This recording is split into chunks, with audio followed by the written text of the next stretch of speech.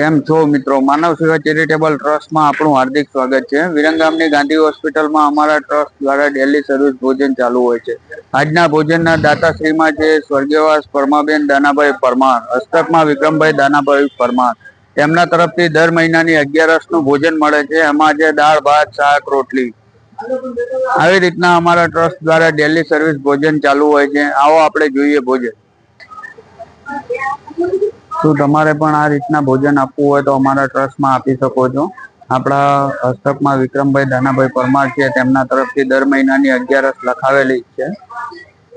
આવી રીતના daily service અમારા ટ્રસ્ટ દ્વારા ડેલી સર્વિસ ભોજન ચાલુ હોય છે। તમારે પણ યોગ્યદાન આપવું હોય, જન્મદિવસ હોય, તિથિવાર હોય અથવા સ્વર્ગવાસ પાછળ ભોજન આપવું હોય તો અમારા ટ્રસ્ટમાં આપી શકો છો।